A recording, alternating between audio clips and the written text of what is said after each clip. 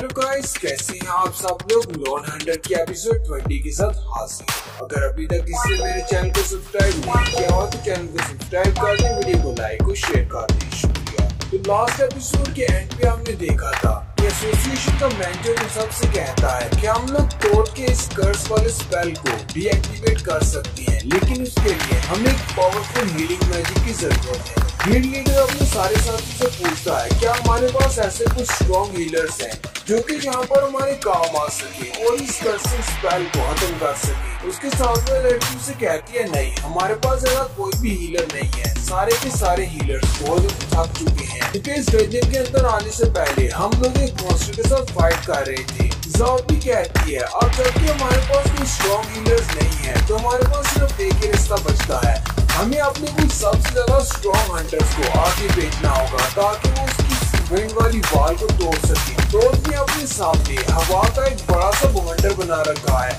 अगर हम लोग अपने स्ट्रॉन्ग हंटर्स को आगे भेजकर इसके इस हवा के बवंडर को चीर सके तो हम लोग आगे बढ़ सकते हैं और आगे बढ़कर इस तोत को मार सकते हैं। लेकिन हमें ये सब कुछ बहुत ही जल्दी करना होगा। जैसे ही हम लोग इसके इस बवंडर को खत्म करेंगे उसी के साथ हमें आगे बढ़कर तोत पर अटैक करना होगा, इससे पहले कि वो दोबारा से अपने श्रापित स्पेल को एक्टिवेट करे। एसोसिएशन का मैनेजर उसे कहता है अगर हम लोग तोत के इस हवा के बड़े से बवंडर को पार भी कर लेते हैं तो भी हमारे पास एक तीसरा मसला है। तोत के पास एक और स्पेशल पावर है जिसे द रियल एल्यूजन कहते हैं। हमें नहीं पता कि असली वाला तोत कहाँ पर है। हम लोग अगर इस पर अटैक करते हैं तो हमें नहीं पता कि यही असली वाला है या नहीं। एसोसिएशन का मैनेजर उसे अभी यही सारी बातें बता रहा होता है कि उसी वक्त उसके ऊपर भी कर्स वाला स्पेल काम कर जाता है और वो अपने सर को पकड़कर वहीं पर गिर जाता है। ज़ाओ भी आगे बढ़ती है और कहती है मास्टर ली आपको क्या हुआ, कहीं ऐसा तो नहीं कि उस तोत ने अपने श्रापित स्पेल के साथ तुम्हें भी कर्स कर दिया है। गिल्ड लीडर कहता है क्या वाकई में हमारे पास कोई भी ऐसा हीलर नहीं है जो कि हमें यहाँ पर बचा सके, क्योंकि अगर हमारे पास कोई भी हीलर नहीं हुआ तो हम लोग तोत को नहीं रोक पाएंगे और हम लोग यहीं पर इसी डंजन के अंदर मारे जाएंगे। अगर हम लोग इस डंजन के अंदर मर जाते हैं तो इसका मतलब हम रियल लाइफ में भी मर जाएंगे। वो अपने बाकी के साथियों की तरफ देखता है तो वो सारे भी उसके हवा के बवंडर के साथ फाइट कर रहे होते हैं लेकिन उससे आगे नहीं निकल पा रहे होते। गिल्ड लीडर कहता है ऐसा नहीं चलेगा,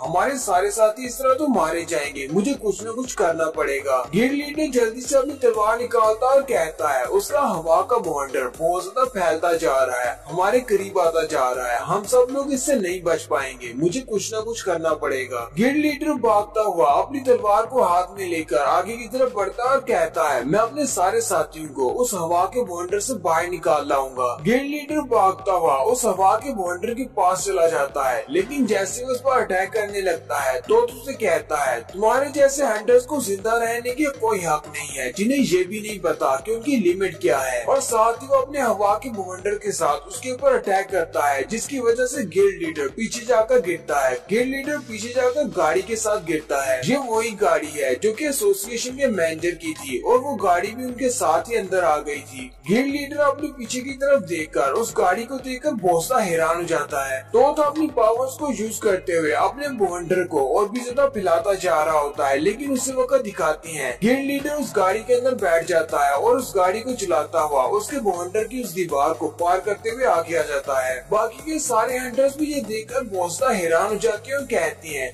ये गाड़ी तो उस हवा के बवंडर को पार कर सकती है। वो गाड़ी आगे चली गई है। गिल्ड लीडर अपनी गाड़ी को उस बवंडर के पार ले जाता है और अपनी गाड़ी से नीचे उतरकर अपनी तलवार को निकाल लेता है और कहता है ये हमारे लिए उम्मीद की आखिरी किरण है, मुझे इसको मारना ही होगा ताकि मैं अपने सारे के सारे गिल्ड मेंबर्स को बचा सकूं। गिल्ड लीडर अपनी पावर्स को यूज करते हुए अपने एक स्पेशल स्किल को यूज करता है जिसका नाम एडवांस डीमन स्वर्ड होता है। वो अपनी तलवार को यूज करते हुए एक जबरदस्त स्लैश लगाता है और उस तोत को सेंटर से दो हिस्सों में काट देता है। गिल्ड लीडर तोत से कहता है मुझे पता था कि जब तक तुम्हारे इर्द गिर्द वो बवंडर वाली वाल है तब तक हम लोग तुम तक नहीं पहुंच सकते, लेकिन जैसे ही हमने उस दीवार को गिरा दिया यानी कि तुम्हारे बवंडर को डिस्ट्रॉय कर दिया और हम पार आ गए, तुम्हारे ऊपर हमारे फिजिकल अटैक्स काम कर सकते हैं। ज़ाओ भी ये अटैक देखकर बहुत सा हैरान हो जाती है और कहती है इसने न सिर्फ अपनी तलवार के एक ही स्लैश के साथ उसके हवा के वंडर को भी चीर दिया, बल्कि उसके डिफेंसेस को खत्म करते हुए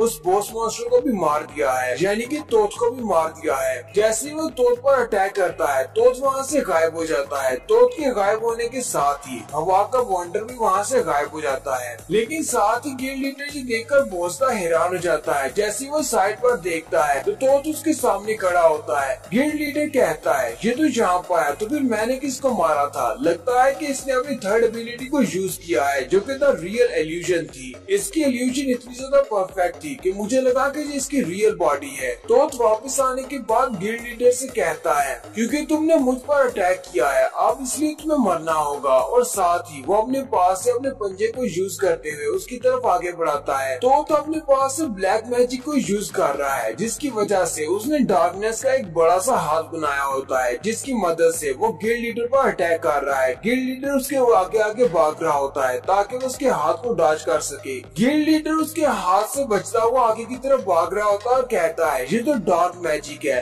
क्या हम लोग अभी तक फॉरगेटन सी डंजन के अंदर हैं? अगर यहाँ पर इतने ज्यादा पावरफुल मॉन्स्टर्स हैं, तो इसका मतलब हम सभी लोग यहाँ पर मरने वाले हैं। हम सब लोग यहाँ से नहीं निकल पाएंगे। उसी वक्त डार्की आगे बढ़ता है। डार्की क्योंकि एक समन क्रीचर है, वो भी डार्क मैजिक से बुलाया गया एक क्रीचर है। डार्की जल्दी से आगे बढ़ता है और तोत के ऊपर अटैक करता है। वो उसके हाथ के ऊपर अटैक करता है, जिसकी वजह से तोत के हाथ से उसकी छड़ी गिर जाती है। गिल्ड लीडर भी रुक जाता है और कहता है, अभी अभी यहाँ पर क्या हुआ था? मैंने थोड़ी देर पहले इसके इस डार्क मैजिक वाले पंजे के ऊपर अटैक किया था, लेकिन ये डिसअपियर नहीं हुआ था। लेकिन अभी इस ब्लैक वुल्फ ने इसके ऊपर अटैक किया तो ये डिसअपियर हो गया। कहीं इसका ताल्लुक इसकी छड़ी के साथ तो नहीं है? गिल्ड लीडर कहता है, मुझे इसकी वीकनेस के बारे में पता चल गया है। इसकी छड़ी ही इसकी वीकनेस है। जब तक इसकी छड़ी इसके हाथ में रहेगी, तब तक ये अपनी पावर्स को यूज कर सकता है। डार्की और तोत दोनों ही आपस में फाइट कर रहे होते हैं, जबकि गिल्ड लीडर ज़ाओबी से कहता है, जल्दी से इसकी छड़ी को उठा लो। अगर हम इसी की छड़ी के साथ इसके ऊपर अटैक करेंगे तो इसे वाकई में डैमेज होगा। हम लोग ऐसे इसे हरा सकते हैं, इसके अलावा इसे हराने का और कोई भी रास्ता नहीं है। ज़ाओबी चिल्लाते हुए डार्की से कहती है, डार्की जल्दी से उस छड़ी को उठाकर मेरी तरफ फेंको। डार्की आगे बढ़ता है और उस छड़ी को उठाकर ज़ाओबी की तरफ फेंक देता है। ज़ाओबी उस छड़ी को कैच कर लेती है, लेकिन जैसे वो उस छड़ी को कैच करती है, उसे कुछ पास्ट की मेमोरीज दिखाई जाती हैं, जो कि किसी देवी की मेमोरीज होती हैं। एक गॉडेस सामने खड़ी होती है, जबकि बहुत सारे लोग उसके सामने झुके होते हैं और उसके सामने ऑफरिंग्स पेश कर रहे होते हैं, जबकि वो देवी अपनी पावर्स को यूज करते हुए बहुत सारे स्पाइक्स निकालती है और उन सारे लोगों को मार देती है, यानी कि उन सब की बलि चढ़ जाती है। ज़ाओबी कहती है, अब मुझे समझ आ गई है कि हमें इस बॉस को कैसे मारना है। ज़ाओबी उस स्टैब को लेकर आगे की तरफ बढ़ती है।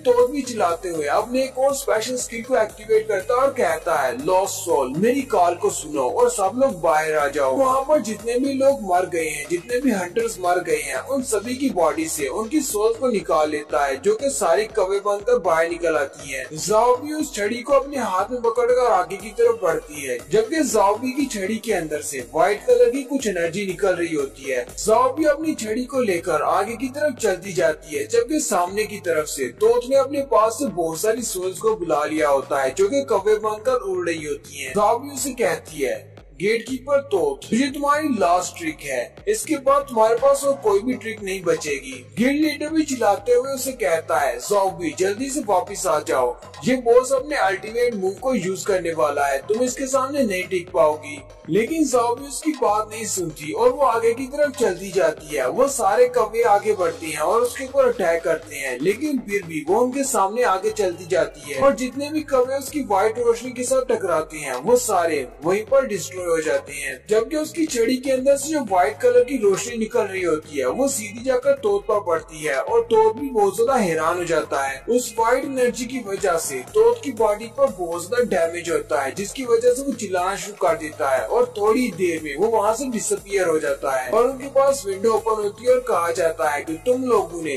फॉरगेटन सी डंजन के गेटकीपर को हरा दिया है। जबकि ज़ाओबी से कहा जाता है कि तोत को मारने पर तुम्हें उसकी छड़ी मिली है, तुम उसकी छड़ी को फ्रीली यूज कर सकती हो।